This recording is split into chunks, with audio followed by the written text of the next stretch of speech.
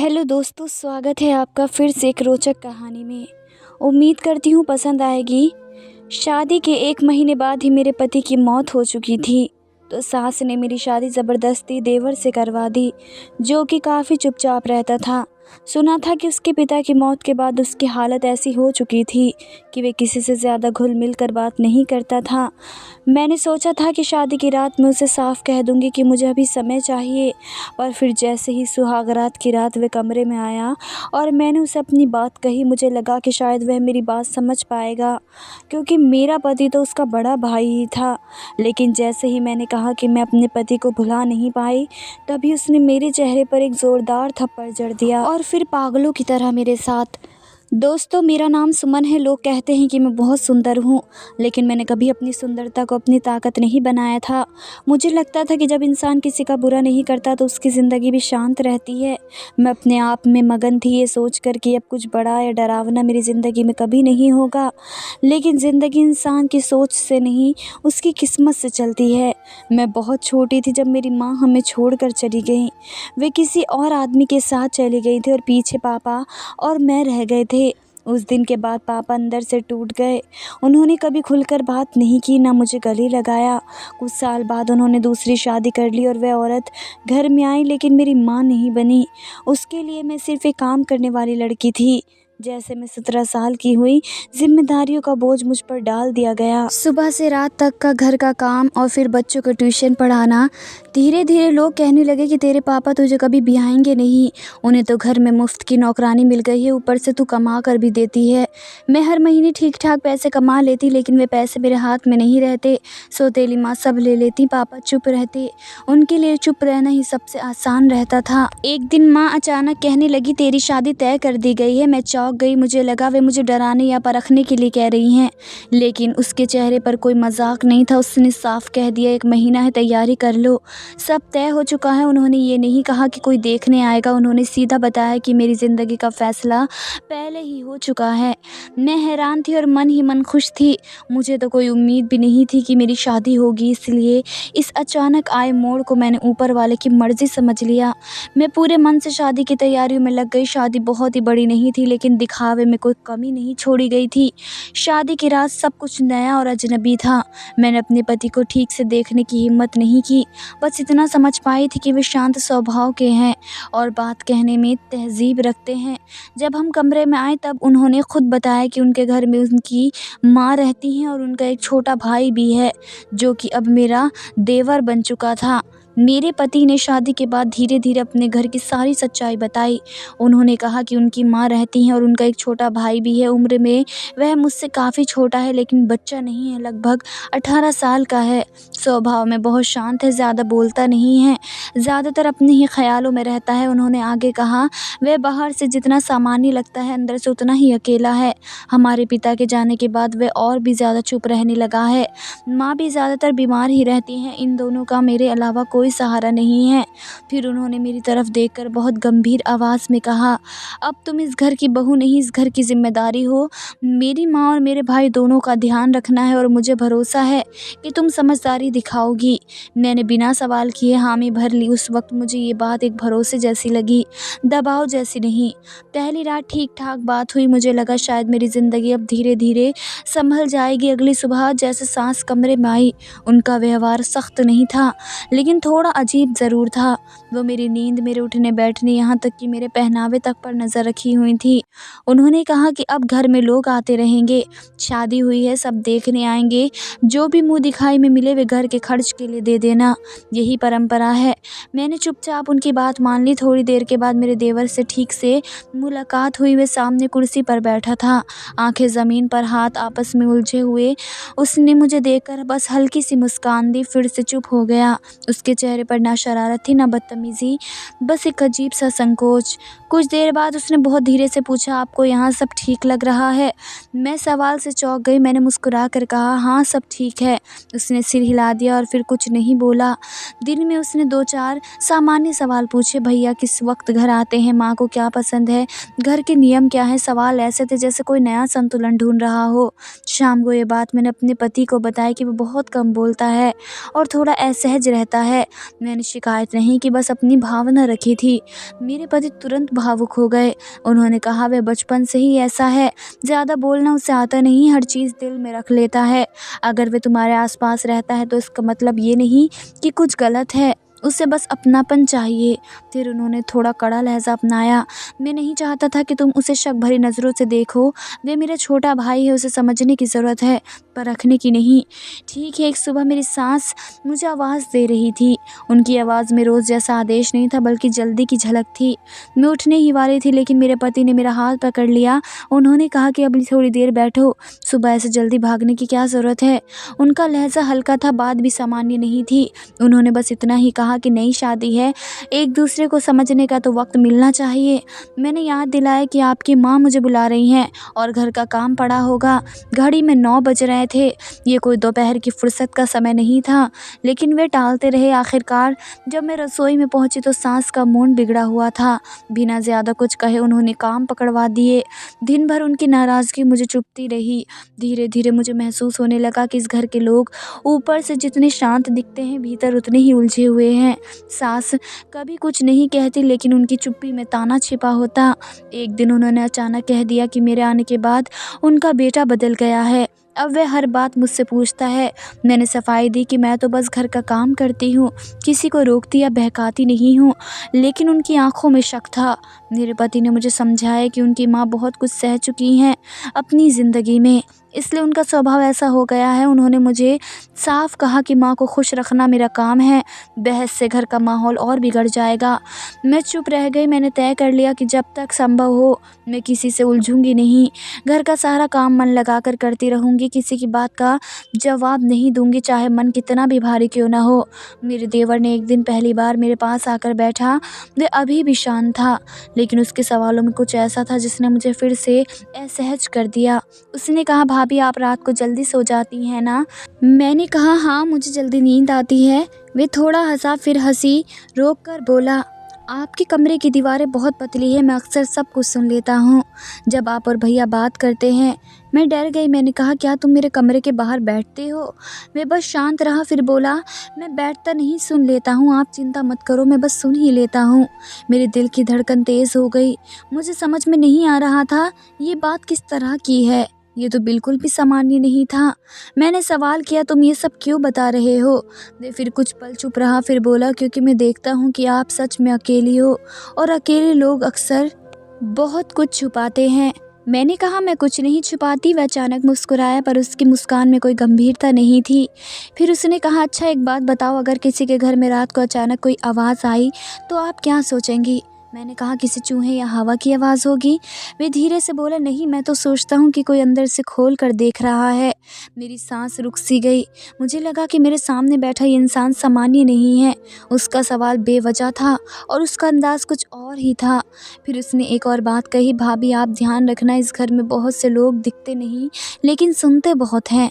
उस रात जब मैं बर्तन धोकर अपने कमरे की तरफ जा रही थी तो मेरे दिमाग में बार बार तेवर की सारी बातें घूम रही थी। वह जो बातें कर रहा था वे बिल्कुल शांत और साधारण लड़के जैसी नहीं थी जैसा मैंने पहले देखा था। मैं खुद से ही सोचने लगी, क्या ये वही शख्स है जो हमेशा चुप रहता था?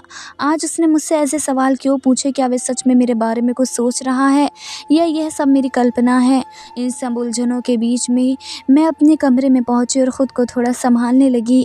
तभी मेरे पति ने पीछे से मेरा हाथ पकड़ लिया और कहा कि तुम इतनी देर से क्या सोच में डूबी हुई हो? मैं कब से तुम्हें आवाज़ दे रहा हूँ, तुम सुनती ही नहीं। मैं झट से जागी और मैंने कहा कि नहीं नहीं, कुछ नहीं, बस थकान थी। लेकिन मेरे पति ने आंखों में चिंता लेकर पूछा, क्या बात है, तुम्हारे चेहरे पर कुछ भारीपन है? मैंने हिचकिचाते हुए कहा कि आज आपके भाई ने मुझसे कुछ अजीब सा सवाल किया था।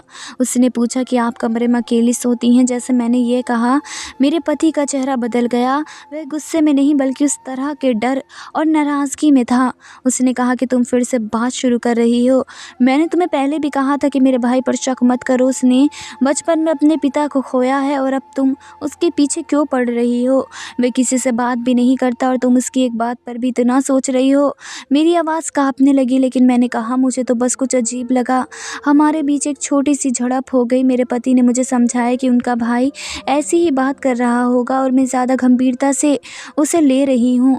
उसने कहा कि अब बस इस बारे में और बात मत करो, इसे भूल जाओ। तुमको अपना काम करना है, घर संभालना है। मैंने मन ही मन सोचा कि शायद सच में मैं ही ज़्यादा सोच रही हूँ, इसलिए मैंने ठान लिया कि अब मैं अपने देवर की बातों को अनसुना कर दूंगी। अगले दिन से मैं फिर से अपने काम में लग गई, लेकिन देवर का व्यवहार मेरे दिमाग में बार बार आता रहा। कभी वह अचानक मेरे पास आकर खड़ा हो जाता, बिना किसी वजह के मुझे गहराई से देखता रहता, जैसे उसकी आंखों में कुछ कहना हो, लेकिन मैं बोल नहीं पाता। मैं डर के साथ साथ परेशान भी हो जाती, क्योंकि मुझे समझ नहीं आता था कि ये सब क्या हो रहा है। एक दिन मैं सुबह से अपने पति के लिए टिफ़िन तैयार कर रही थी। वह ऑफिस के लिए निकल गया और मैं घर के काम में लग गई थी। मुझे कभी कभी अजीब सी बेचैनी होती, पर मैंने सोचा कि ये सिर्फ तनाव है। अचानक 1 घंटे बाद मेरे फ़ोन पर एक कॉल आया। कॉल करने वाले ने बात बताकर मुझे झंझोड़ दिया। मेरे पति को ऑफिस में हार्ट अटैक आया है और अब वे इस दुनिया में नहीं रहे। मेरे कानों में जैसे आवाज़ बंद हो गई। मेरा दिमाग एकदम खाली हो गया और मैं अपनी ही सांसों की आवाज़ सुनने लगी। मुझे समझ नहीं आ रहा था कि मैं रोऊं या चिल्लाऊं। मुझे लगा जैसे मेरी पूरी ज़िंदगी 1 सेकंड में टूट गई हो। मैंने बस यही कहा कि नहीं, ये सच नहीं हो सकता। लेकिन सच वही था, मेरे पति अब नहीं रहे। उस दिन मेरी दुनिया एकदम से बदल गई। घर में सन्नाटा छा गया और मेरी सास, देवर और बाकी लोग सब रो रहे थे, पर मेरे अंदर एक अलग तरह का डर बैठ गया था। पति के जाने का दर्द अब भी ताज़ा था और उसी बीच मेरे देवर की अजीब बातें मुझे और ज़्यादा परेशान करने लगीं। अब जब भी मैं घर पर अकेली होती तो वे मेरे पास आकर ऐसे देखता कि मेरा खून जम सा जाता। कभी वह अचानक मेरे पास खड़ा होता, कभी बिना वजह, कभी कुछ नहीं कहता, बस मेरी तरफ देखकर मुस्कुराता रहता। उसकी निगाहें और उसकी मौनता मुझे अंदर तक डराती थी। मैं किसी को बताने के लायक भी नहीं थी, क्योंकि मुझे डर था कि लोग मुझे ही गलत समझेंगे। जब से मैं इस घर में आई थी, मेरी सास ने मुझे हमेशा ही बदनसीब और मनहूस समझा था। वे बार बार मुझे कहती, तुम्हारी वजह से मेरा बेटा चला गया, मेरा घर उजड़ गया, सब खत्म हो गया, तुम्हारे आने के बाद से ही हमारा भाग्य ख़राब हुआ है। हर बार जब वह ऐसा बोलती, मेरा दिल अब रोज़ टूटता जाता, लेकिन मैं कुछ नहीं बोल पाती, क्योंकि मेरे पति अब नहीं रहे और मेरी ज़िंदगी में अब बस डर और अकेलापन ही बचा था। मेरे पिता ने जब मेरी हालत देखी तो उन्होंने निर्णय कर लिया कि वे मुझे वापस ले जाएंगे। वे खुद ही मेरे पास आए और बोले, बेटी अब तुम्हें यहाँ रहने की कोई ज़रूरत नहीं है, तुम्हारे साथ जो हुआ वह सही नहीं है, तुम अपने घर वापस आ जाओ। मगर मेरी सास ने एक बार फिर अपना असली चेहरा दिखाया। उसने बड़े कठोर स्वर में कहा, मैं इसे वापस नहीं भेज सकती, ये मेरे बेटे की विधवा है। अगर इसे भेजा गया तो हमारे घर को कौन संभालेगा? मेरे बेटे का नाम अब भी इस घर में बचा है और ये लड़की उसे ही संभालेगी। मेरे बेटे के मरने के बाद घर में कोई कमाने वाला नहीं बचा। मेरे पिता ने हैरानी से पूछा, आपका बेटा तो इस दुनिया में नहीं है, फिर ये यहाँ पर क्या करेगी? मेरी सास ने जवाब दिया, इसी की वजह से मेरा बेटा गया और अब यह भी यहाँ से चली जाएगी तो हमारा घर कैसे चलेगा? समाज क्या कहेगा? एक विधवा और फिर से शादी। मेरे पिता और सास के बीच में अब वह बहस बढ़ गई थी। कई दिनों तक वे दोनों एक दूसरे पर आरोप लगाते रहे। कभी मेरी सास मेरी जाति और इज्जत का नाम लेती और कभी मेरे पिता अपनी बेटी की बात करते। मैं बीच में सुनती रहती, पर कुछ भी कहने की हिम्मत नहीं होती थी, क्योंकि मेरे अंदर की उम्मीद भी टूट रही थी। लेकिन मैं फिर भी सोचती थी कि शायद मेरे पिता मुझे अपने साथ ले जाएंगे। फिर एक दिन मेरी सास ने अपने कुछ रिश्तेदारों को घर बुलाया। वे लोग बड़े ढंग से बैठकर बात कर रहे थे, जैसे कोई केस चल रहा हो। उनकी बातें सुनकर मुझे और डर लगने लगा। फिर उन्होंने मिलकर फैसला किया कि मेरी शादी दोबारा कर दी जाए, ताकि मैं इस घर में रह सकूं। और इस घर में किसी भी तरह की खुशी या दुख का मतलब सिर्फ एक था, मेरी सास की मर्ज़ी। फिर अचानक मेरी सास ने एक बड़ा फ़ैसला कर दिया। वह मेरे देवर से मेरी शादी करवाने पर अड़ गई। उसने कहा कि इस घर में एक ही मर्द है और अब वही घर संभालेगा। ये लड़की अगर यहाँ रहेगी तो वही सही है। मैंने उस दिन अपनी ज़िंदगी में पहली बार आवाज़ उठाई। मैंने कहा कि मैं इसे नहीं मानती, मैं अपने देवर के साथ नहीं जा सकती, ये गलत है। पर मेरी सास ने मेरा हाथ ज़बरदस्ती पकड़ कर मुझे हाँ करवा दी। उसने कहा कि तुम्हें इस घर में रहना है और जो कहा गया वही होना है। कुछ दिनों बाद मेरी शादी कर दी गई। मेरा देवर, जो पहले हमेशा चुप रहता था, अचानक इस शादी को सामान्य मान लिया। वे बोलता नहीं था पर उसकी आंखों में अजीब सी चमक थी। मुझे समझ नहीं आ रहा था कि ये सब क्या हो रहा है। मैंने अपने अंदर का दर्द दबाया क्योंकि मुझे पता था कि अगर मैं रोऊंगी तो मेरा दर्द भी मेरा पाप बन जाएगा। मैंने सोचा था कि शादी तो हो गई है, अब कम से कम शादी की रात मैं अपने कमरे में ही नहीं जाऊंगी। मैं अपने पति के कमरे में बैठ कर रो रही थी, आंखों में आंसू बहा रही थी। उसी समय मेरी सांस आई और बोली, आज सुहाग रात की रात है, अगर तुम कमरे में नहीं जाओगी तो फिर से वही सब होगा। दूसरे बेटे को भी इस तरह नुकसान पहुंचाना चाहती हो। उनकी बातें सुनकर मेरा दिल और टूट गया, लेकिन मैंने फिर भी कमरे में जाने से मना कर दिया। मुझे समझ नहीं आ रहा था कि मेरे साथ हो क्या रहा है। अगले दिन मेरी सास ने मुझे काम पर लगा दिया। उसने मोहल्ले के बच्चों को बुलाकर मुझे पढ़ाने के लिए कहा। रोज़ मैं 30 से 40 बच्चों को पढ़ाती। दिन भर का काम मुझे थका देता। घर के कामों में भी खुद को पूरी तरह उलझा लेती ताकि मैं कम से कम उस कमरे की बात ना सोचूं। एक हफ्ता इसी तरह बीत गया। मैं अपने कमरे में अकेली रहती थी और मेरा पति, जो मेरा देवर था, मैं उसके कमरे में जाने से डरती थी। मुझे लगता था कि ये सब एक बुरे सपने जैसा है। मैं हर बार सोचती कि अब ये घर और ये रिश्ता मेरे लिए क्या है। फिर एक दिन मैंने देखा कि मेरा देवर खुद बोल रहा था कि मेरी पत्नी को उसके कमरे में भेजो। मुझे सुनकर हैरानी हुई क्योंकि वह पहले तो चुप रहने वाला इंसान था। वह इतनी जल्दी इस बात को क्यों कह रहा था। कुछ दिनों में उसने मेरी तरफ ध्यान देना भी शुरू कर दिया था। कभी वह मुझे फूल लेकर देता, कभी कपड़े, कभी बिना किसी वजह के मेरे पास आकर खड़ा रहता और मुस्कुराता रहता। उसकी हर हरकत मुझे अजीब लगने लगी थी। जो व्यक्ति पहले बात नहीं करता था, अब इतनी जल्दी क्यों बदल गया। उस दिन फिर मेरी सास मेरे कमरे में आई और बोली, आज तुम्हारी सुहाग रात है, तुम अब अपने पति के कमरे में जाओगी। मैंने धीरे से कहा कि मुझे अभी समय चाहिए, मैं अभी तैयार नहीं हूँ। लेकिन मेरी सास ने फिर मुझे धमकी दे दी, अगर तुम मेरी बात नहीं मानोगी तो मैं फिर से मोहल्ले के लोगों को बुला लूँगी। मैं तुम्हें इस घर के लायक नहीं समझती और तुम्हें कहीं और जाने भी नहीं दूँगी। उस वक्त मेरे अंदर एक डर सा बैठ गया। मेरे पास कोई रास्ता नहीं था। मैं अपने पिता के पास भी नहीं जा सकती थी क्योंकि मेरी सास की साजिश से वह संभव नहीं था। मेरी सास का कहना था कि अगर मैं घर छोड़ दूँगी तो लोग मेरे पिता के घर का नामो निशान भी ख़राब कर देंगे। मैंने खुद को मजबूर किया और मैंने सोच लिया था कि आज रात मैं अपने पति के कमरे में जाऊंगी और उससे बात करूंगी। मुझे पता था कि वह 18-19 साल का युवक समझदार है और मेरी बात को समझ सकता है। फिर भी मैंने सोचा कि मैं उसे कह दूंगी कि मुझे अभी समय चाहिए। मैं अपने पहले पति को खोने के दर्द को अभी भुला नहीं पाई। शाम को मेरी सास ने मुझे फिर से दुल्हन की तरह सजाया और मेरे पति के कमरे में भेज दिया। मैं बिस्तर पर बैठी थी, दिल में डर और बेचैनी थी कि अब क्या होगा। तभी मेरा देवर, जो अब मेरा पति बन चुका था, कमरे में आया। वह मुझे देखकर मुस्कुराया और मेरी तारीफ़ें करने लगा, जैसे उसकी खुशी का कोई ठिकाना ना हो। मैंने धीरे से कहा कि देखो, मुझे थोड़ा समय चाहिए, मैं अब इस रिश्ते में इतनी जल्दी आगे नहीं बढ़ सकती। मुझे अभी अपने अंदर से अपने पहले पति का दर्द निकालने में वक्त लगेगा। लेकिन उसके जवाब ने मेरे होश उड़ा दिए। वह अचानक चिल्लाया, और कितने दिनों तक तुम मुझे इंतज़ार करवाओगी। उस शब्द को सुनकर मेरा दिल सा थम गया। मैं हैरान रह गई। वही शांत और चुप रहने वाला इंसान या कोई अलग ही शख्स। मुझे समझ नहीं आ रहा था कि वह इतना गुस्सा क्यों कर रहा है। मेरी बात सुनते ही मेरे देवर का चेहरा अचानक बदल गया।